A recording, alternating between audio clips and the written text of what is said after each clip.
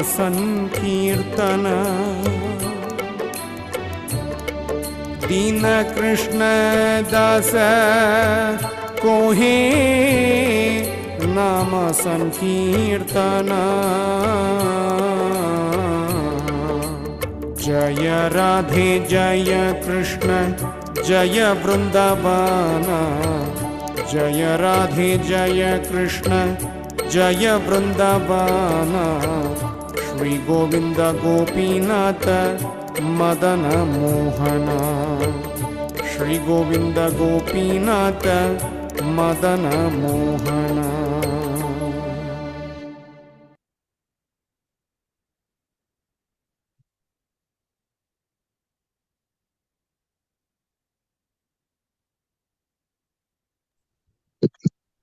Hare Krishna, everyone.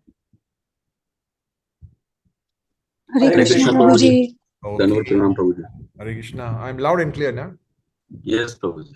All right. So thank you very much for joining us this morning for today's class. Sorry we couldn't meet last week.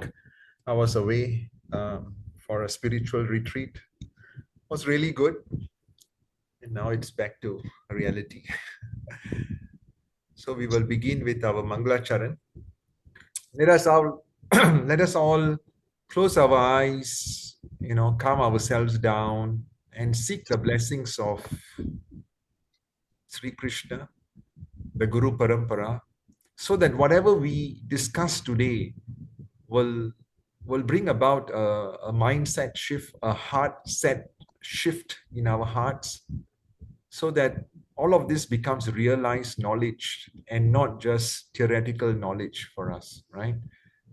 Om Jnana Timirandasya Jnananjana Shalakaya Chakshurun Malitam Yena Tasmai Shri Guruve Namaha Sri Chaitanya Manobhistam Stapitam Yena Bhutale Swayam Rupa Kadamayam Dadati Swapadantikam Vandeham Sri Guru Sri Yuta Padakamalam Sri Gurum Vaishnavamscha Sri Rupam Sagrajatam Sahagana Raghunatam Vitam Tam Sajivam Sadvaitam Savadutam Parijana Sahitam Krishna Chaitanya Devam Sri Radha Krishna Padam Sahagana Lalita Shri Vishakam Vitamscha He Krishna Karuna Sindhu Dina Bandhu Jagatpate Gopesha Gopika Kanta Radha Kanta Namastute Tapta Kanchana Gaurangi Radhe Vrindavaneshwari Vishwabhanu Sute Devi Pranamami Hari Priye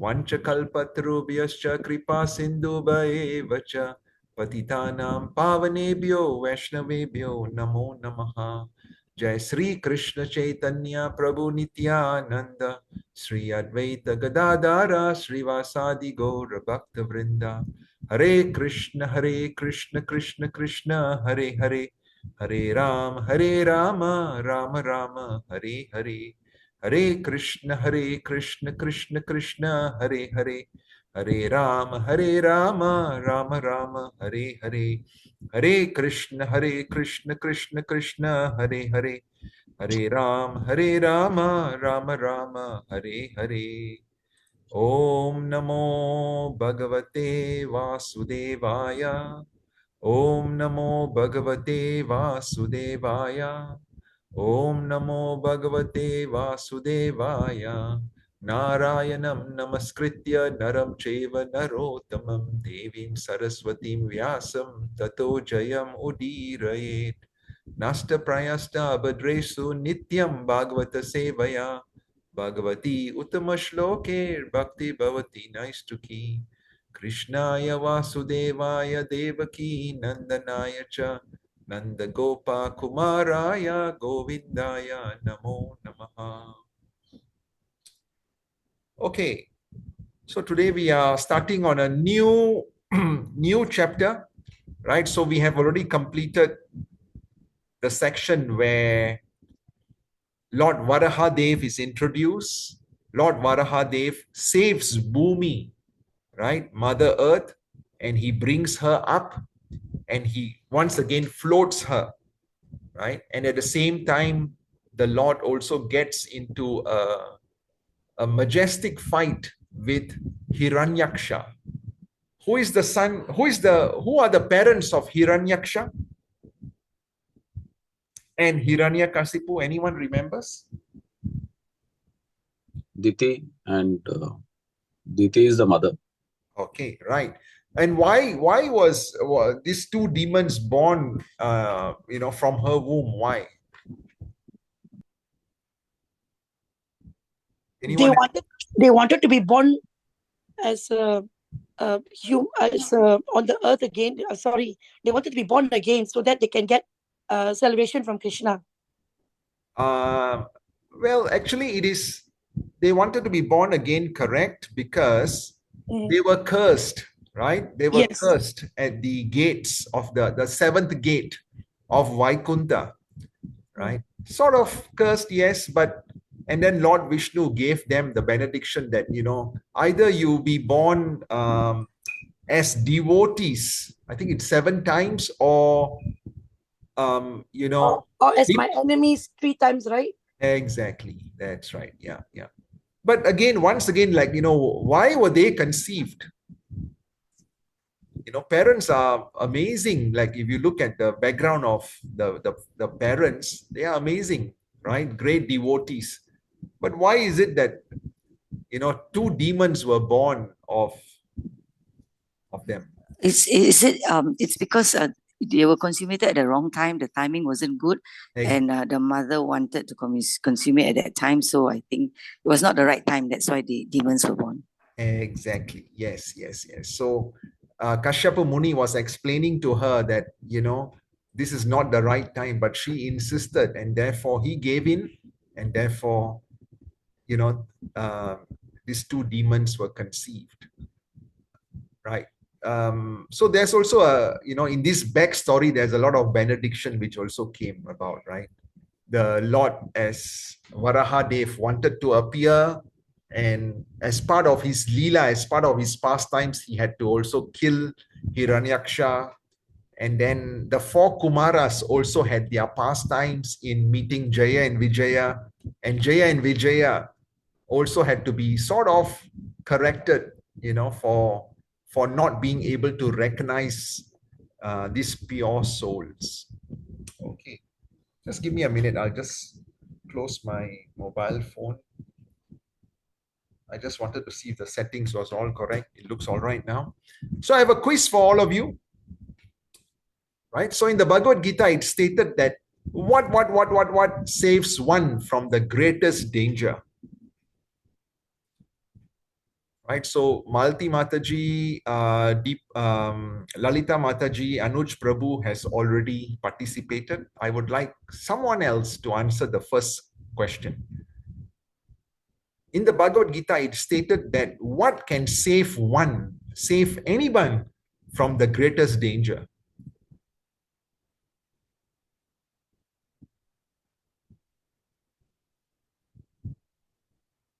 Come, let's try. Just unmute yourself and answer. I'm certain all of you know the answer, okay? What can save us from the greatest danger? And then what is the greatest danger? Come on, we have close to 20 families on this call. The greatest danger is to be born again. Exactly. The greatest danger is not to be released from this cycle of birth and death. Wonderful. Okay, so you have already answered the middle part of the question. Now let's go to the first part of the question. So what activity can save us from this cycle of birth and death, which is the greatest? Just surrender yourself to Krishna and just keep chanting his name, his holy name. Wonderful, right? So in Kali Yuga, the most efficacious process is the chanting of the holy names, right? So the chanting of the holy name together with the 9 processes, they are all clustered as devotional service. So therefore, in the Bhagavad Gita, it is stated that devotional service to the Supreme Lord can save one from the greatest danger.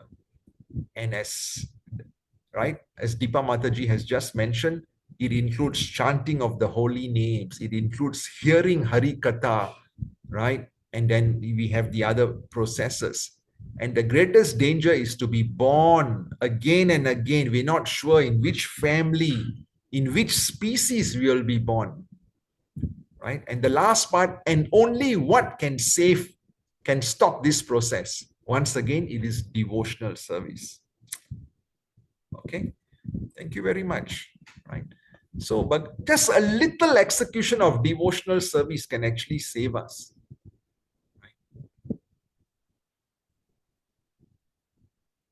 So, the greatest danger is, of course, to be born again and again. But in the event that we cannot go back to the spiritual world, at least a little devotional service can help us to be born as a human, number one. Number two, to be able to continue from where we have stopped. And therefore, this is a very, very important process.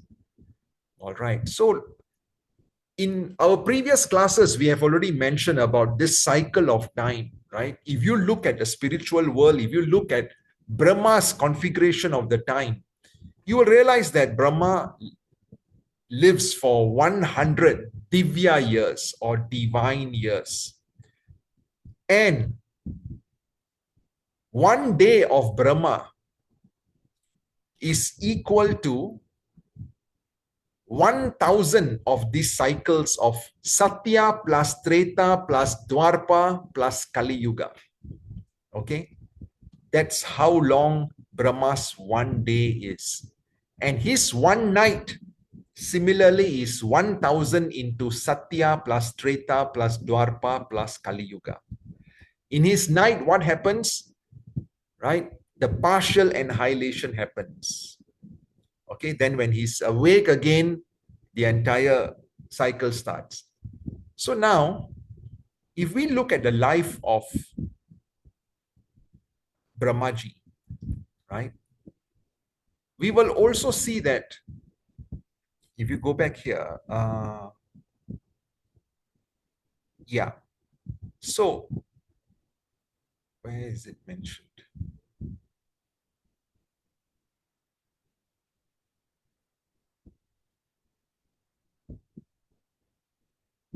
Right. So there are 14 Manus in total, right? These 14 Manus, just give me a minute. Let me just confirm. There are 14 Manus. Starts with Swayambhuva Manu, right? Starts with Swayambhuva Manu, and we are right now in the 7th Manu, right? So Vaivasvata is the Manu responsible for this duration of time.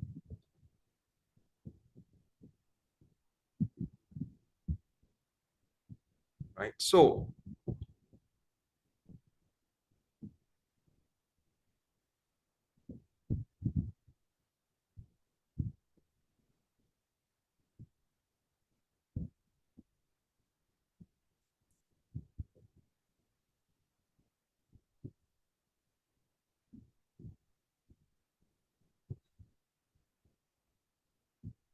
right. So this 1,000 Chatur Yugas or one day of Brahma consists of 14 Manus appearing, all right, one after another, beginning with Swayambhuva Manu and finally ending with Indra Sarvani Manu.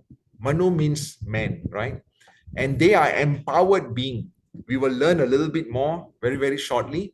So right now we are presently the 7th Manu is responsible for this duration of time, right? So what happens is Brahmaji, right, has a son, Kardama Muni, right? A great celestial sage.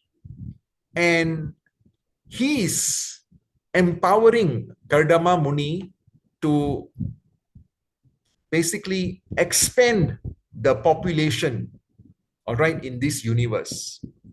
So Kardama Muni, he agrees to lift the instructions of his father Brahmaji.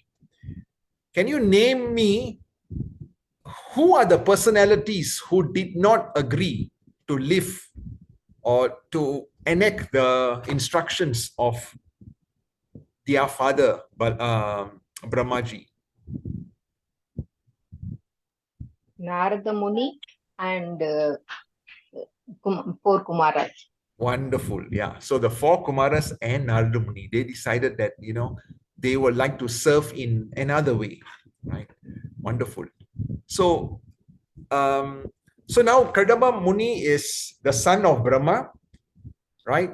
And Manu is also the son of Brahma, right? So Kardama Muni is now asked to get married to one of the daughters of Swayambhuva Manu, right?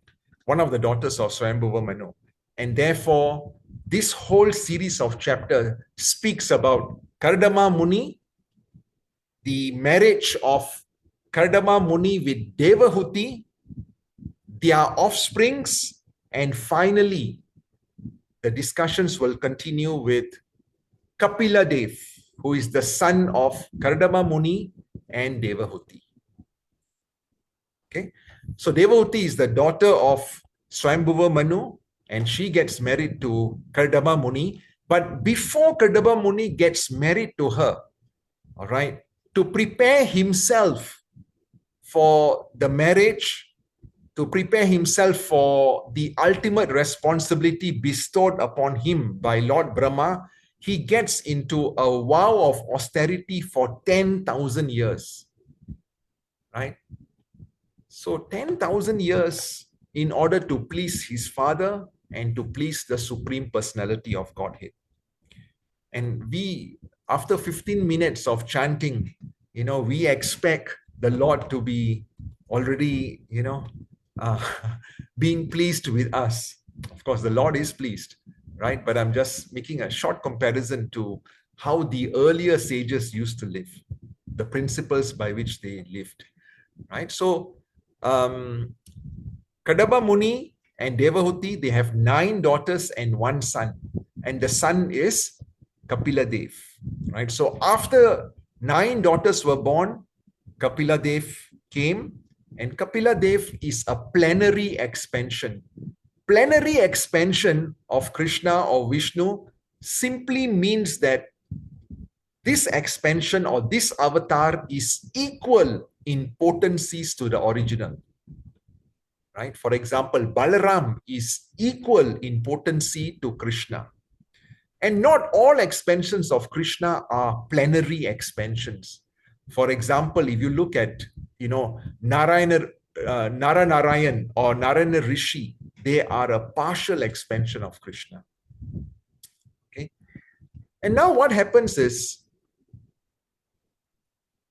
his responsibility, Kardama Muni's responsibility was to increase the population, right? He and his wife gives birth to 9 daughters. These 9 daughters will get married to 9 sages, and Kapila Muni is an expansion of the Lord. Once Kapila Dev is born, what Kardama Muni does is, he immediately leaves home and he takes sannyas. Okay. And all this while, Devahuti, right, in the midst of giving birth to 9 daughters and this 1 son, she had neglected herself because she was so much in the service of her husband, right? So we will now go through all of this. Any questions, any confusion? Anyone have any question on this? Okay. So Kapila Muni will basically speak on the philosophy of Sankhya Yoga. Essentially, Kapila Muni will explain that, how the elements come together. These elements, they are actually all created by the Supreme Lord. And Brahmaji is empowered to bring these elements together, right, for further creation or secondary creation. So that's the philosophy of Sankhya Yoga, which Kapila Muni would teach to whom? To his mother, right? To his mother, Devahuti. So now we begin the entire chapter. So the great sage Maitreya replied, commanded by Lord Brahma to beget children in the worlds, the worshipable Kadamba Muni practiced penance on the river Saraswati for a period of 10,000 years. Then in Satya Yuga, the lotus-eyed Supreme Personality of Godhead, Vishnu or Krishna, was very, very pleased, and therefore he showed himself to Kadamba Muni and displayed his transcendental form, which can be understood only through the Vedas. Okay. Can anyone, based on all our earlier discussions, just make a description of how the Supreme Personality of Godhead looks like? We have read extensively on the description of the kingdom of God, on the description of the Supreme Personality of Godhead. So can you please describe, right? And you have started your meditation, your chanting of the Maha Mantra. While you are chanting, your eyes are closed. You are worshipping the Supreme Person's lotus feet with tulasi, right? And then you are visualizing, you are meditating on the Supreme Personality's divine form. So now just give me a description. Share with the class a description of how the Lord looks like. Chitra Mataji, would you like to try?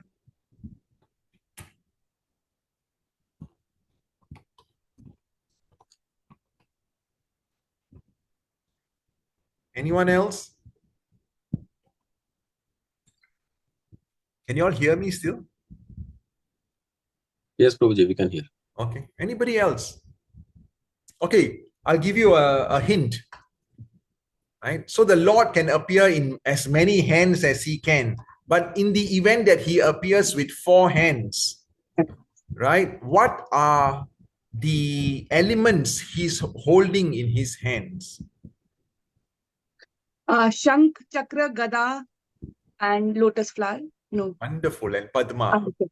And Very Padma. good. Yes. Thank you, Deepa Mataji. And then tell me about his garments.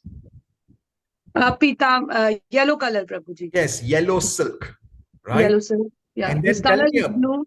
Blue. Yes. Like, the Vishnu is in blue color, right, Prabhuji? Like the blackish, background blue, of bluish. Okay. background of your picture, the bluish. Yes. Sham. Yeah. Yeah, wonderful.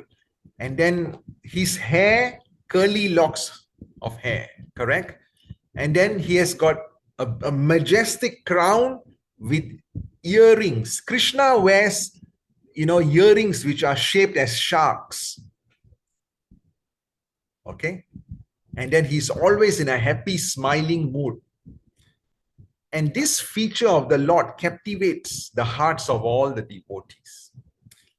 And then remember, Anuj Prabhu explained that on his chest, there's the golden streak. What is it called? Srivastaka. All right. And then the other residents of Vaikuntha, right? They may all look like the Lord, but there are 2 very primary differentiation. One is the Srivastaka golden streak, and the other one is the Kastuba gem. All right, the Kastuba jewel. All right, and his feet are placed on Garudaji. Okay, so there's this description given again and again and again. Right, so we need to start visualizing how the Lord looks like in our mind, so that, with practice, who knows, maybe the Lord may appear in front of us one day, or maybe we may have entry into his spiritual kingdom. So while Kadamba Muni is meditating for this 10,000 years and the Lord appeared, can you name me another personality who also meditated, but in this case for a very short period of time, and the Lord also appeared?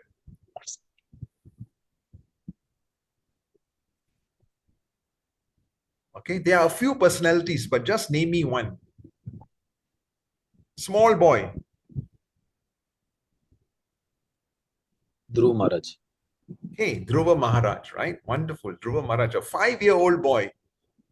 Right? And he He just meditated for what, 9 months or 6 months, and then the Lord appeared. And then also, Prahlad Maharaj also, right? Prahlad Maharaj also, the Lord appeared as Nrsimhadev in front of him through the pillar. All right, so when Kadamba Muni actually realized the Supreme Personality of Godhead in person, he was greatly satisfied because his transcendental desires were fulfilled. What was his desire? We quickly summarize before we started the class. What was his desire? The desire was the fulfillment of the instructions of his father Brahma. And Brahma's instructions were a fulfillment of the instructions of Vishnu or Krishna. Okay. So now Kadamba Muni will ask himself, actually, you know, I prayed to you because I had this desire. All right. This desire because I wanted a wife and I wanted to have children. Right? But this desire is actually dovetailed or can be tracked back to the instructions from his father, Brahmaji, and can be further tracked back to the instructions of the Supreme Personality of Godhead. Okay. So although it might sound like it's a material desire, actually no, it is a desire by the Lord to fulfill the Lord's desire. His desire is to fulfill the Lord's desire. Right? But once again, you know, we, for example, as parents, we as employees in organizations, etc., nothing wrong for us to have, you know, certain desires. We are worshipping to the Lord for these desires. It's good, it's great, because it's purifying us along the way. Right? So, you know, like I remember during my children's examinations, I will always pray very, very hard to the Lord that, you know, please allow them to remember whatever they have studied. Right? Because you, O Supreme Lord, you are the source of all remembrance. Right? So for those of you who have children sitting for exams, you know, tell them before the start of the class, before the start of the exam, pray to Krishna that you are the source of all remembrance. Right? You are the source of all intelligence. You are the source of all powers. You are the source of all mystic potencies. And therefore, if you so desire, please allow me to do well, or remember and do well in this exam. All right. By them praying, they are also getting more and more confidence about the potency of the Lord. It is also building their faith in the Lord. All right. So it's very important that, you know, don't suddenly think that, oh, we have to give up all of these desires and just worship the Lord. All of this takes a long time. Right? But if this desire can be somehow dovetailed into the worship of Krishna, right, then it's a win-win. Okay. So don't be shy to, you know, worship the Lord for anything which can make your life easy. Right? Because in the process, you will realize that it builds your spirituality, it builds your faith further. Okay. Any questions on this point? Right. Okay. So then Kadamba Muni, in the last text, he fell onto the ground with his head bowed to offer obeisances onto the lotus feet of the Lord. The heart naturally full of love of God, with hands folded, he satisfied the Lord with prayers. Okay. So, you know, in the Bhagavatam, there are countless number of prayers by the personalities, right? You can also, you know, recite your own prayers. You can also pen down your own prayers. There are many devotees who actually do that. Okay. Make sure it's from the heart and it's not from ChatGPT. Okay, ChatGPT can do marvelous things nowadays. Okay, but make sure that, when you are writing a Vyasa Puja offering to your Guru Maharaj, or if you are, wanting to offer heartfelt prayers, that it's from the heart, okay, and not a copy and paste work. So now he's worshipping the Lord's lotus feet, right? So we're getting into this. The lotus feet. So he explains, the lotus feet of the Lord are the true vessels to take one across the ocean of mundane nations. Only persons deprived of their intelligence by the spell of the deluding energy of Maya will worship your feet with a view to attain the trivial and momentarily pleasures of the senses, which even persons rotting in hell can attain.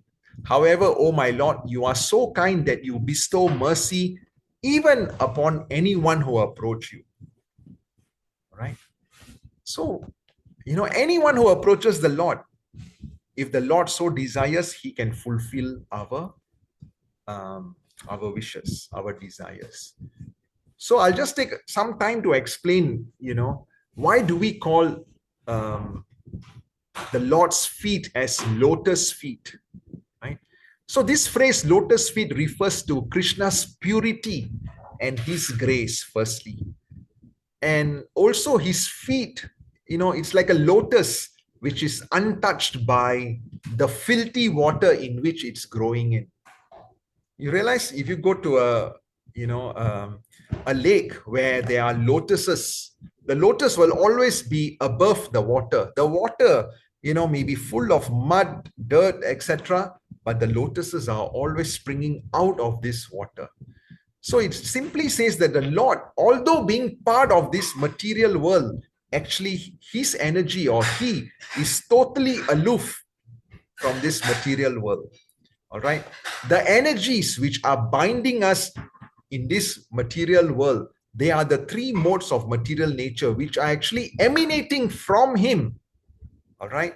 Emanating from him, but at the same time, he's untouched by these three modes of material nature. So that's the reason why we call the lotus feet of the Lord as, the feet of the Lord as lotus feet. Okay. So once again, it's the purity of the Lord, the grace of the Lord. Thirdly, the Lord is, untouched by this material, just like the lotus flower. And the fourth reason is, if you look very, very closely, you will see that on the Lord's lotus feet at the bottom, there's this sign of the lotus flower. Right? So Mother Yashoda, she was actually shocked to see that wherever her son was walking, right, on the footprints, she could actually see all of these marks. So what are these marks? Right? So we will begin with the right feet of the Supreme Lord. So we will see, right, just below the big toe is this barley corn, or called Jon, right? So this barley corn represents the idea that by serving the Lord's lotus feet, right, all auspiciousness will come. We will gain prosperity. Okay? Prosperity spiritually, which means that we will leapfrog spiritually. If the Lord so desires, he may also give us material wealth, which could be used in the service of the Supreme Lord. Okay? And at the same time, this barley corn, right? Very small little barley corn, right? It shows you that it is so small. And that signifies that when we take refuge in Lord Krishna, our whole long journey through this countless birth and death, they will just seem very tiny, very inconsequential, right? Just like the single grain of barley. And the third significance is that just as the grain of barley nourishes, the feet also provides spiritual nourishment. Okay. So once again, number one, prosperity, spiritual prosperity. We leapfrog in our spiritual, if the Lord so desires, even materially. All right. But we need to use this material in the service of the Supreme Lord and the devotees. Number two, it's very, very small. Similarly, just by taking refuge of the Lord, all of this countless birth and death, they become so tiny and inconsequential. And thirdly, right, just like barley nourishes us, similarly, the feet can provide spiritual nourishment. Okay. Ken, have you all taken down the notes? Okay, next week I'll ask you again. Huh? Now let's move on to the chakra or the disc. Any guesses? What does chakra mean? Of course, it's a classic weapon, right? Shown with any of the avatars of Vishnu. But what does chakra signify?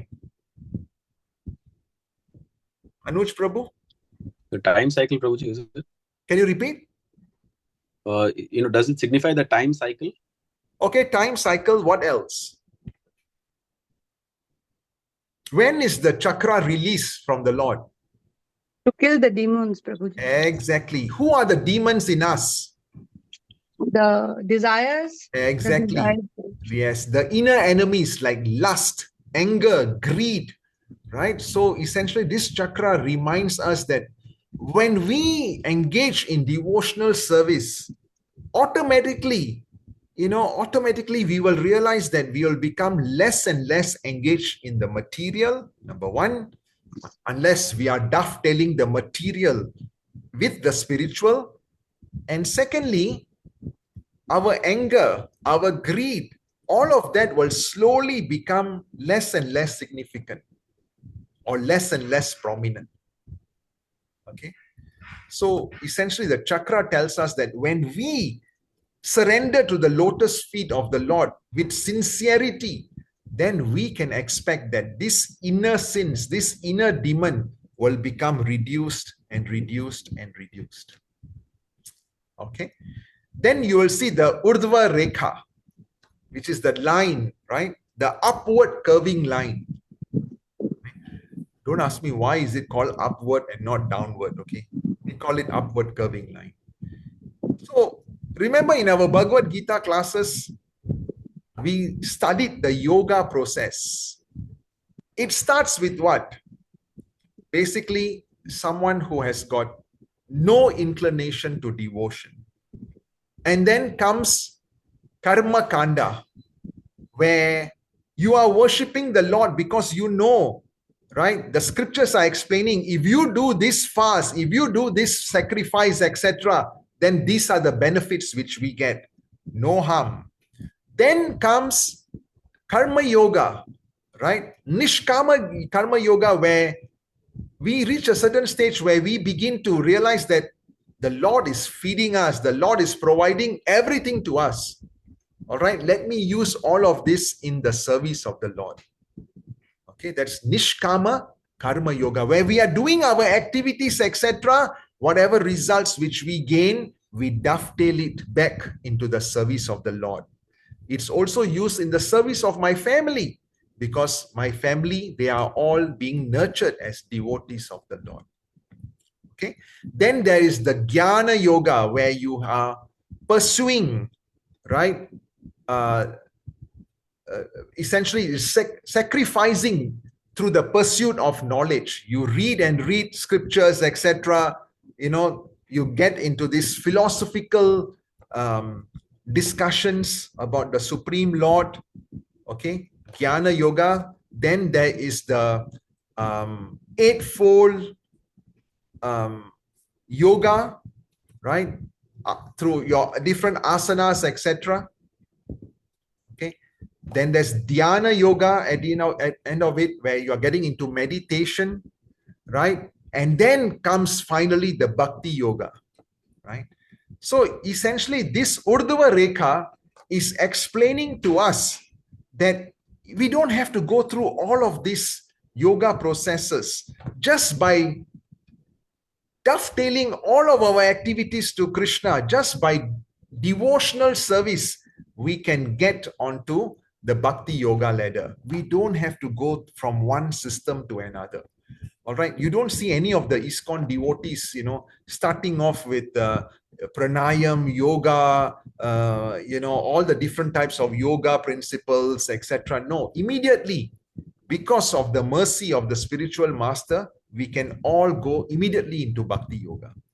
So this upward curving line symbolizes that for those who worship Krishna's lotus feet, these higher realms can be easily approached, okay, can be easily reached, and we will not fall down.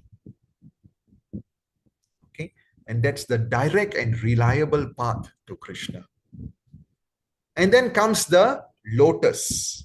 All right, we spoke about the significance of using the word lotus to describe the Lord's lotus feet. The lotus also symbolizes the blessings of Krishna's feet compared to one's heart. Because within the heart, within our heart, the Lord is also seated as Paramatma. Seated where? On a lotus flower. And lotus also depicts Goddess Lakshmi. All right. Therefore, emphasizing that the feet is a source of spiritual wealth and joy. All right. And when we start worshipping the lotus feet of the Lord, just like how a lotus will bloom, the devotee's experience of inner growth and illumination will actually take place. Okay. So once again, the Lord is in our heart, right? Lord is seated as Paramatma in our heart. The more we engage in devotional service, the more we hear Hari Katha, the more we chant the Lord's name, progressively the Lord is like a washing machine cleaning up all of that dirt, right? And then, right, Goddess Lakshmi also is depicted by the lotus, right? And therefore, just like how she's the goddess of wealth, when we worship the Supreme Lord, this symbol of Kamala, or this symbol of the lotus, will also nourish us with this spiritual wealth and joy. Okay.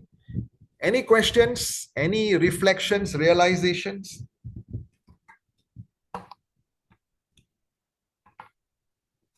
Okay, is it boring? No, Prabhuji, it's actually interesting. Okay, good. Yesterday I was teaching in Ceylon Road Temple, and I asked the class, why do you all worship the deity? Right? Your child may come up to you because they are challenged in school and ask you, why are you, worshipping an idol? What are you as a parent going to be explaining to your kids? Sadly, none of them could answer the question. All right. Except one. So, it's important for us to understand all of this significance, including, why do we do our arati? Why do we worship a deity? Right? It's important. Right? If you don't understand this, which we have covered many, many times in our class, please just ask again, and, happy to go through this with you. All right. So now let's come back again to the lotus feet of the Lord. Then you have the Ankusha. All right. So, these mahouts who are handling the elephants, right? They have this goat, right? So they will know where to press on the head of the elephant to calm him down, to make him go left, right, etc. All right. So similarly, the goat, all right, or this Ankusha, what this Ankusha can do is essentially it can bring us to be controlled by the Supreme Lord. Essentially, it allows us to control ourselves from our wandering thoughts. All right. So, by focusing on the Supreme Lord's lotus feet, it just represents the idea that by staying on the path of this lotus feet of the Supreme Lord, one can control our wandering thoughts. All right. For those of you who have, really started living this 15-minute meditation in the morning, chanting the Lord's name, you realize that wherever the mind goes, if you go, essentially bring it back, focusing on the lotus feet of the Lord or the divine form of the Lord, as you do this again and again and again, there will come a time where you don't have to do this anymore. You have built the muscles in your memory. You have built the muscles in your mind, in your brain, that you will not be distracted anymore. Because the brain realized that whenever I go out, this guy is bringing me back. He's bringing me back, bringing me back, bringing me back, bringing me back. So you are like strengthening, they are fortifying this muscle. All right, you are fortifying this muscle. And bravo, there will reach a time where you'll realize that actually it's okay. I can just be focused on this. Some of you are, you have made me your accountability partner. You are writing to me on a daily basis. It's nice. And you are telling me that how your mind is going, and then you have to bring it back. But I just want to assure you that very soon, okay, you realize that actually you have fortified these mind muscles and it will not be swaying so many times anymore. All right, then there is the flag or the dwaja. All right, in the Bhagavad Gita, remember Hanumanji, Kapi Dwaja, he's present on the flag. So just like Hanumanji, how Hanumanji is present on the flag, right? During the war of Mahabharat, the Mahabharat war. And Hanumanji told Bhima, his brother, right, that when you are calling out the war cry, I will also be there joining you in this process. Right? So this flag symbolizes that security and protection for the devotees, right? The security and the protection when we worship the Lord's lotus feet, right? Yes, there will still be sometimes material thing coming and harming us, but know for certain, know with full faith that our devotion, our spirituality will be protected. Okay.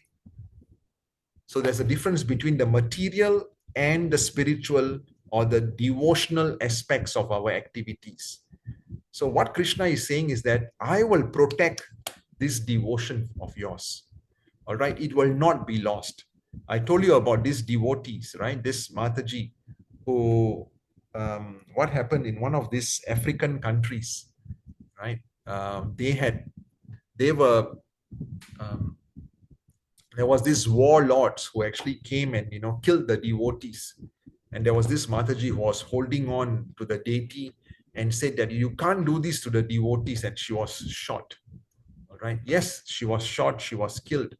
But then we know for certain that spiritually, right, her entire devotion was actually protected.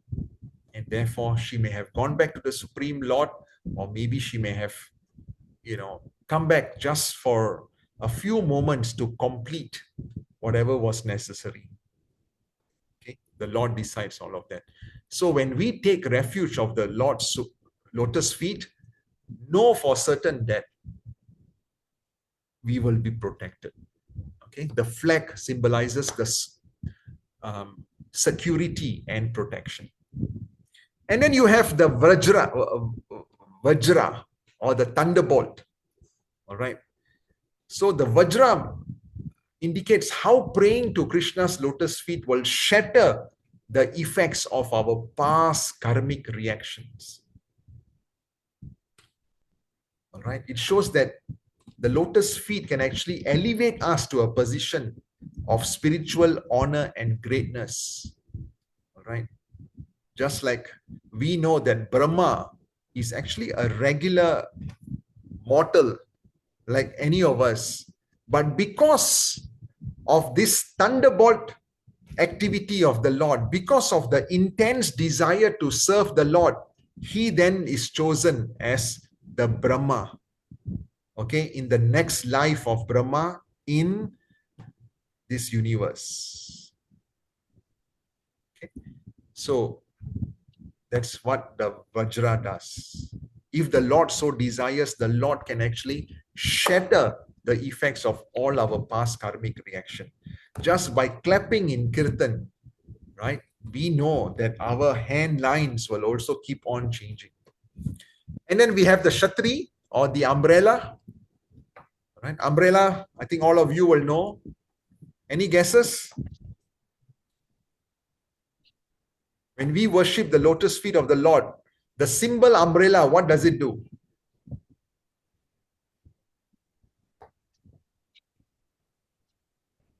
It protects us from the rain of material sufferings. Those who take refuge, they will find protection and comfort under the Lord, right? We will not be, somehow suffering from this material sufferings, even if these material difficulties come, but we will have so much of fortitude to actually go through this. Just remember Queen Kunti's prayers. What did she say? Even if these calamities want to come, let them come, because I know that whenever these calamities come, I pray to you, O my Lord, and you are always next to me. Okay. And then finally, you have, not finally, but we have the octagon or the anta kona. All right. Kona means corner, right? Anta means 8. So this 8 corner simply means that the Lord's lotus feet can offer us protection in all direction if we seek this from the Lord, which is basically nothing is out of reach for those who turn to the Lord. And then we have the swastika, right? The swastika,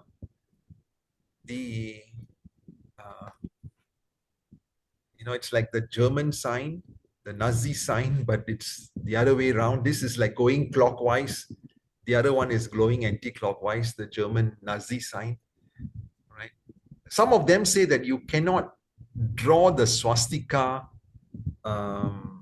such that they cross each other.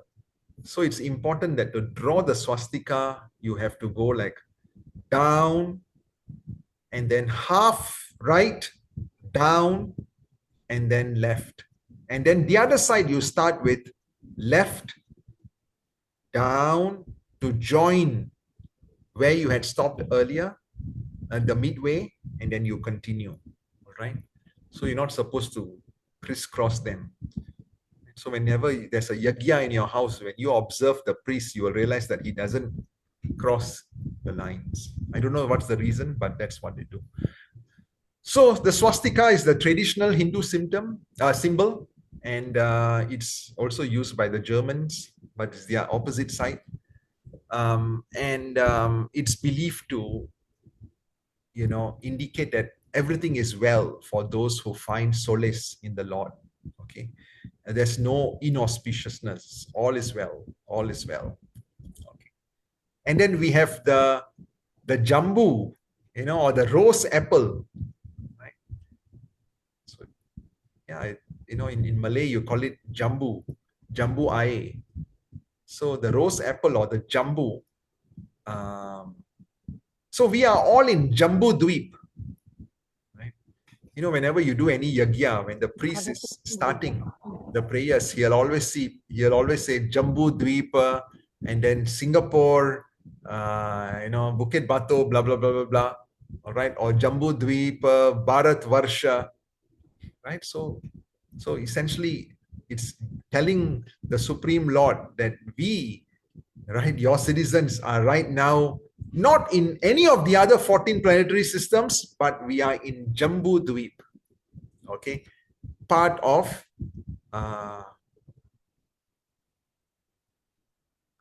the Earth planetary system. Okay, so essentially, it is just signifying that this is, the focus of our worship. Those who are in Jambu Dweep, right? We worship the Supreme Lord. Okay, so that's the right feet. Is it too heavy? Maybe I'll move on to the left feet next week. Or do you want me to continue today? There's a question which came in. Anuj Prabhu, can you read? So Cindy Mataji is asking Prabhuji any significance for the 4 dots in the swastika. I wouldn't know. Yeah, I wouldn't. I think it's part of the swastika only. Okay. Okay, do you want me to go through the left feet today, or is it too heavy? Maybe we can do it next week. Hare Krishna, Prabhuji. Yes. If you can finish today, I think it will be better because it's quite interesting. Okay, wonderful. Thank you. Thank you for encouraging me. So the left feet, we can see, right? It starts with conch, right? So, right, the deity worship principles adopted by the Vaishnavas, right, requires that we blow the conch, and blowing the conch signifies invoking auspiciousness.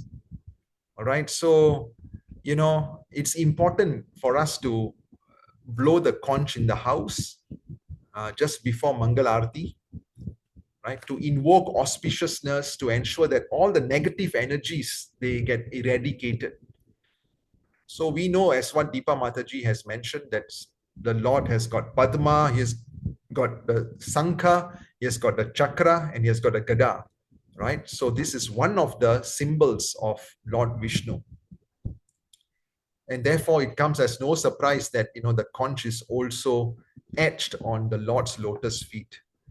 So I've mentioned earlier on, it invokes all auspiciousness, and this auspiciousness is actually rescuing the devotees from all the distress.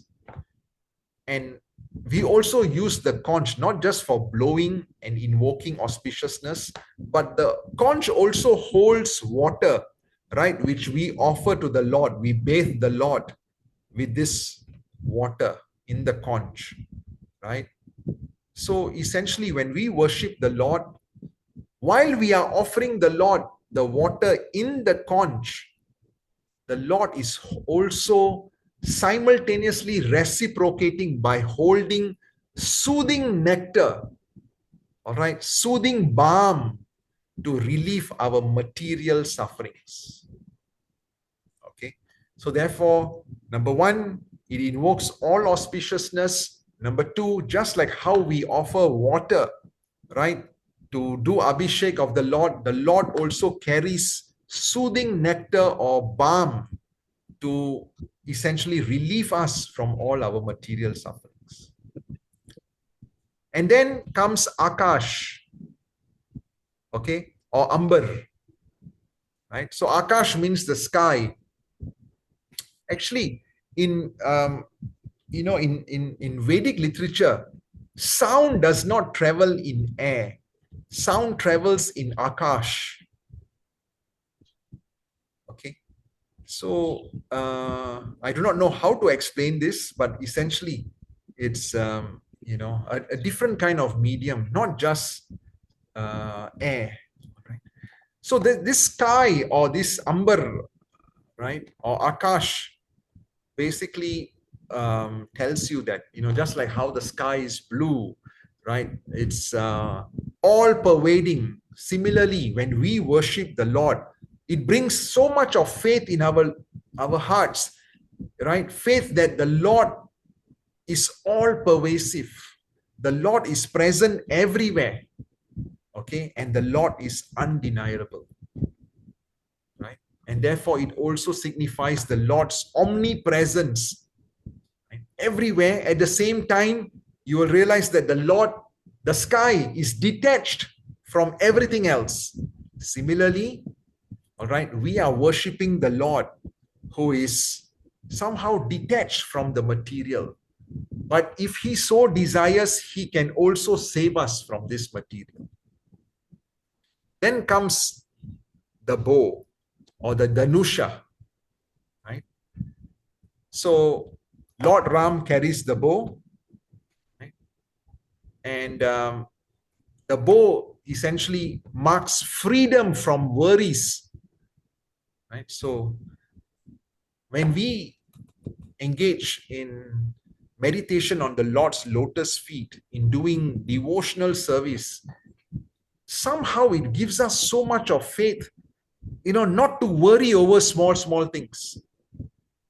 Right? This faith is so important in this process. Right? Many of us, when we come into this process, we are like sitting on the fence. We take the best from this and then we start looking out for other practices, etc. No, we have to be like a chaste wife. We have to be chaste to the process, and then you will see. Right? So some of us is like, I do not know what to do. I want to do this also. I want to do that also. Then my recommendation to you is you need to ask yourself, right? You need to ask yourself, what do you want? Are you serious about devotional service, or is it like a regular process?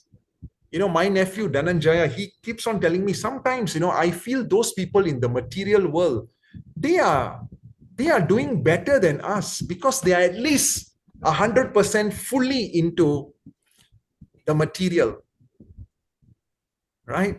And we are like neither here, neither there, sitting on the bench, sitting on the fence a little bit. So we need to ask ourselves, are we really serious about this? Or are we just wanting to learn so that we can apply this back to our other process which we are doing? Then please don't cheat ourselves. Okay? So Dhanusha basically gives us that full faith that Krishna consciousness, okay, this process is going to be freeing us from all of these worries. All right. It stands as a representation of how devotion leads to liberation from the cycle of birth and death. There are so many other new age, new age guru, new age religions, etc. Right? They are trying to like steal some parts of our philosophy. Ask ourselves, last week I was listening to a podcast by one new group. All right.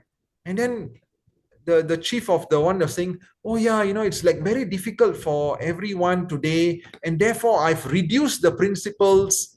All right. You can, okay, meat eating, you don't do any meat eating, but, any of the other principles, it's okay to do it. What is this?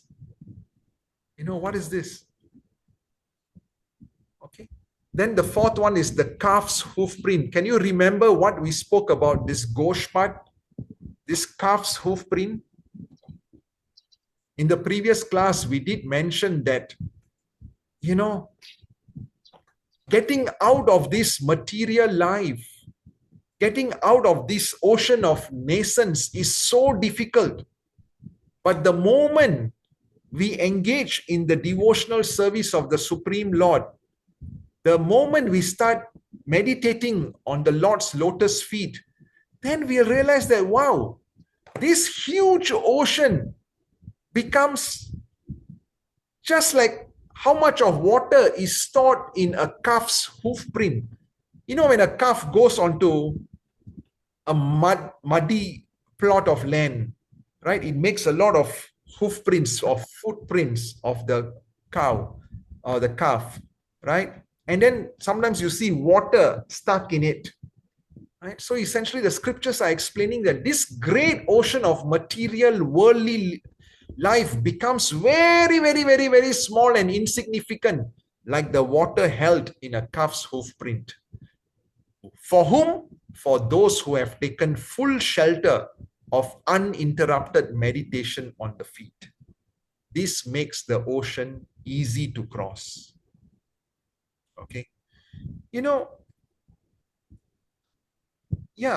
Getting into Krishna consciousness is not going to be easy. There's going to be a lot of sacrifices you will need to make.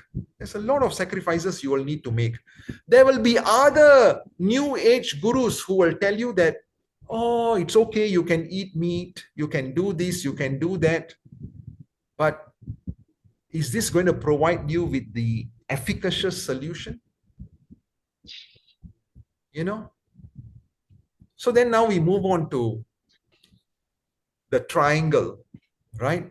Earlier on, we had the octagon, right? We had the octagon or the antakona, and now we have the trikona, right? So the trikona, when we worship the Lord's lotus feet, what's going to happen is the Lord will protect us from being bound by the three modes of material nature, all right, by Maya.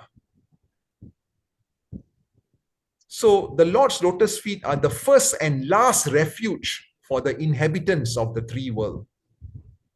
All right, the upper planetary system, the lower planetary system, and the middle planetary system. So when we worship the Lord, it's like our last refuge, and it's the safest sanctuary for everyone, including even the devatas, humans, and the animals.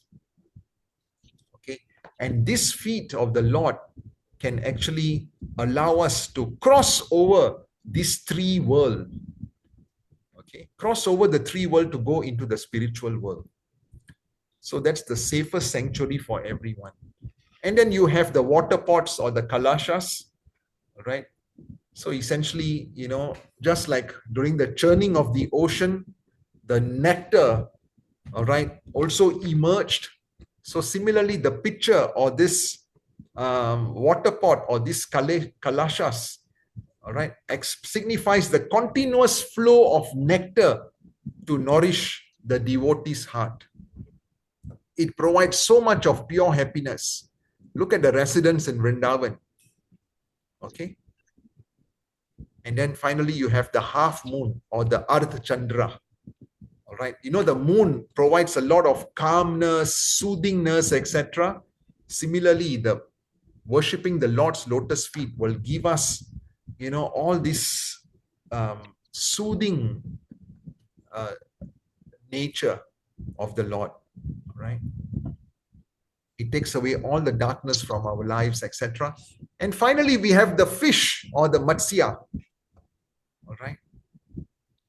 So the fish essentially signifies as follows. When we focus on the Lord's lotus feet, wherever our mind is going, it's like a fish roaming around, right?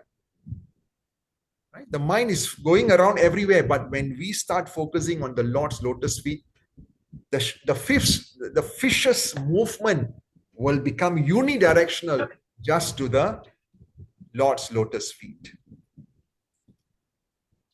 Okay. It also serves as a reflection that when the world was destroyed and flooded, the Lord took the form of Matsya, the fish incarnation, and saved his followers by doing so.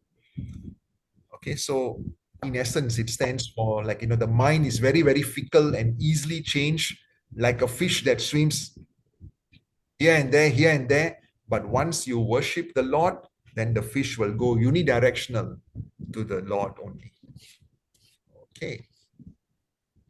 All right. So Kadamba Muni was explaining the glories of the Lord. We also went into the different features of the Lord's lotus feet, and now we will continue.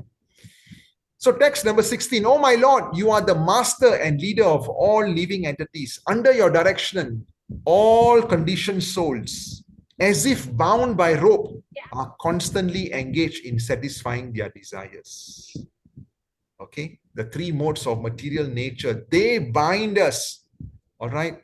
So Maya or Mother Durga's energy are just binding us over here because we want to enjoy, and she will, right, like a very, very chaste servant, she will never allow any of us to go back to the spiritual world unless we are fully prepared for it. Okay, she will never allow. The moment we don't see the Supreme Lord, that's the moment Maya will attack us.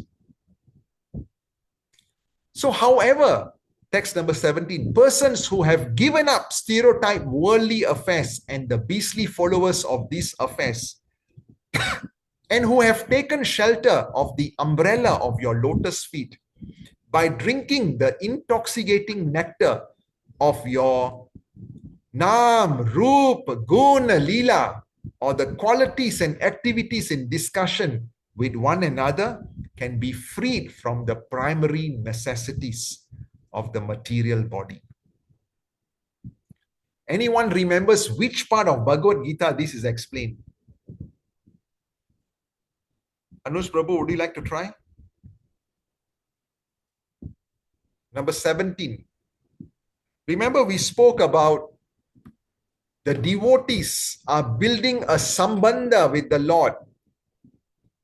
And then they are essentially engaging in a lot of activities amongst themselves in Abhideya. Chapter 10, Prabhuji, the Chaturshloki Gita. Exactly. And then finally there's prayojana, which is perfection of this. So Krishna says to Arjuna that I'm the source of everything. And the wise, knowing this, they will worship me with all their hearts. Okay, that's 10.8. And then 10.9 is basically what are they doing? They are conversing with each other. The devotees are in constant discussion about the leelas, about the pastimes, about the qualities, about the names, all right, of the Lord. And this is giving them so much of intoxicating nourishment. That's Abhideya. Then Prayojana is where, then what is the Lord doing in reciprocation? All right. The Lord is saying that because they are doing this, then what I'm doing is I'm allowing them to understand me more and more. And like a torch, right? I'm removing all of that darkness in their hearts so they can understand me better and better. So the Lord is like a washing machine. Okay. So when we are reading, we need to like reflect back, on what we have actually learned. And frankly, I would have also not remembered unless I remembered because I was teaching this yesterday in the Ceylon Road Temple. So text number 19. Oh dear Lord, you alone create the universes. Who is speaking this?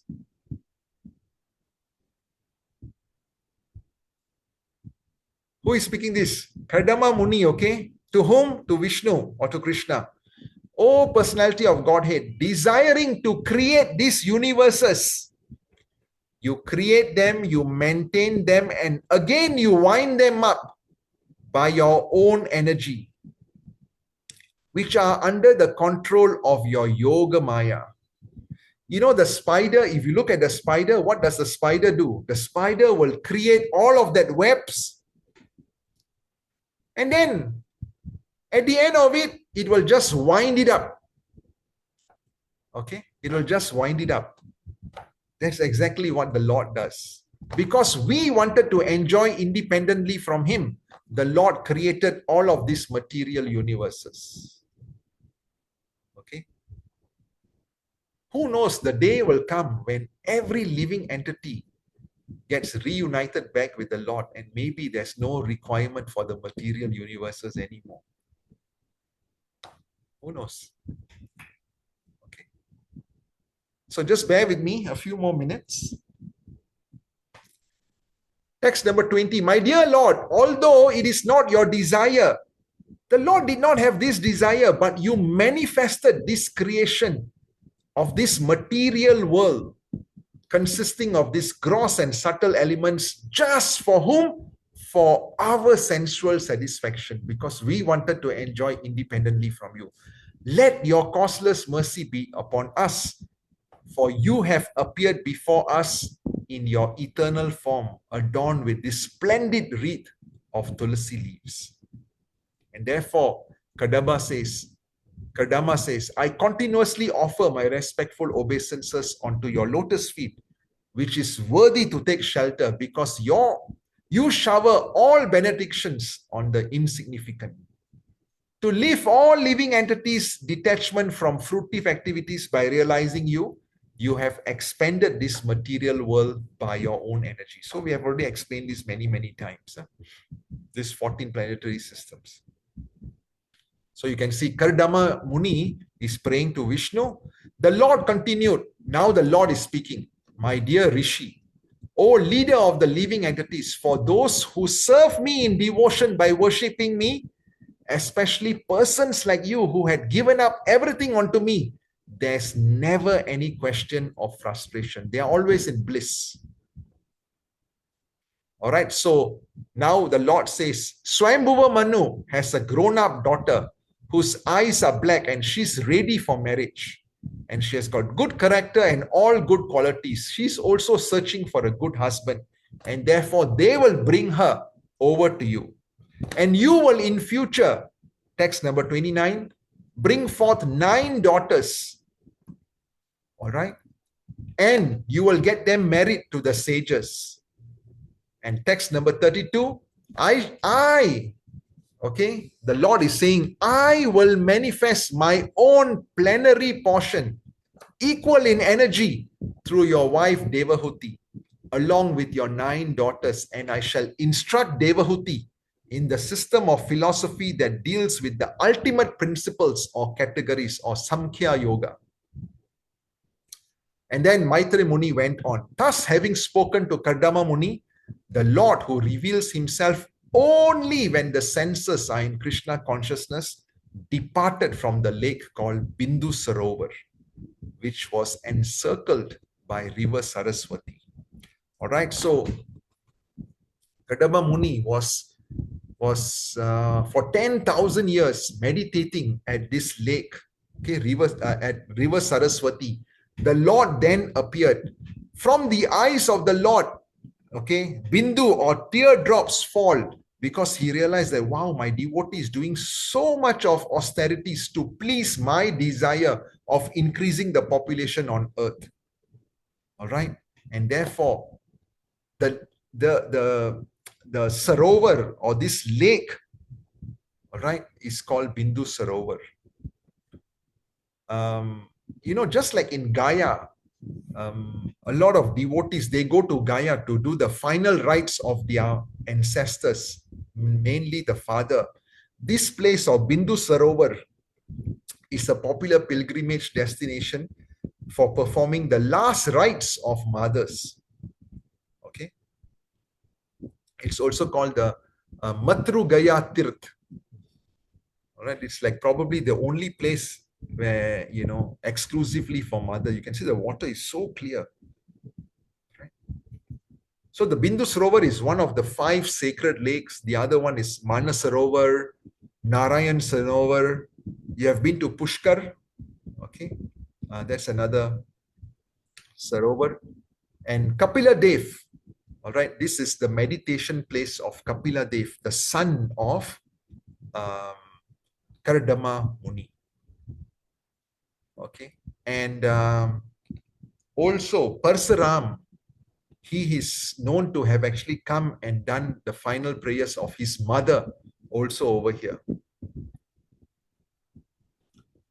Okay, so with that, we will come to the, maybe just one more slide. Okay, so then the father-in-law comes with the mother-in-law. Okay, Swayambhuva Manu comes with his wife and the daughter. All right, and then Manu gives his daughter in marriage to Kardama Muni. And Kardama Muni, while accepting the daughter, he also glorifies his father-in-law, Swayambhuva Manu. And he says, the tour you have taken, O Lord, is surely intended to protect the virtuous and kill the demons, since you embody the protecting energy of Sri Hari. So, Kardama Muni, he recognizes that in some way, Manu is like his brother because they are from the same father, right? Brahmaji. And therefore, he says that you are the first man on earth, right? And you have been basically manifested by Brahmaji to protect the virtuous and to kill the demons. And when necessary, you assume the part of the sun god, the moon god, the god of fire, the lord of paradise, the wind god, etc. All right. And therefore, all obeisances to you.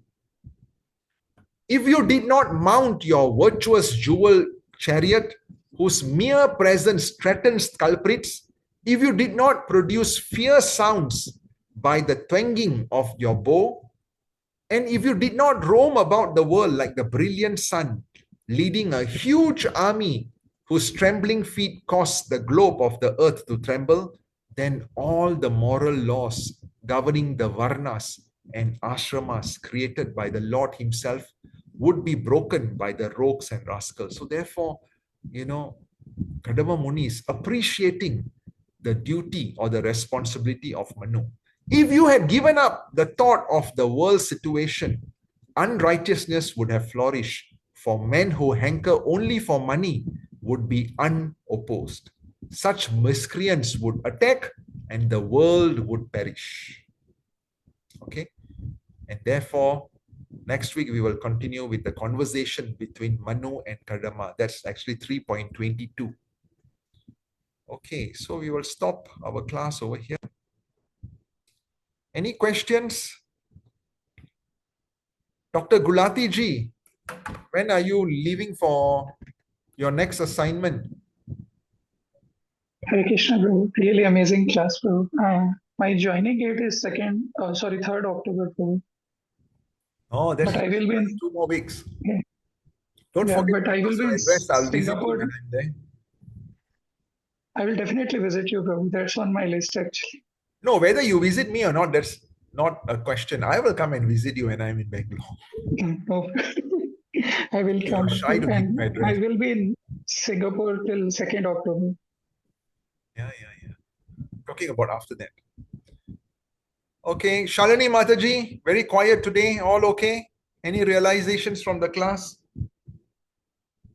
Hare Krishna Prabhuji, yes, all is well. And I was waiting, I somewhere saw the, when I was going through the things, I noticed the Lotus Feet of Lord, and I was waiting when our Prabhuji will be discussing this in detail. So yes, it is like a homework which we can go through in detail. Okay, wonderful. Thank you very much. Very informative, Prabhuji. Okay. Yeah. Bhagwanji.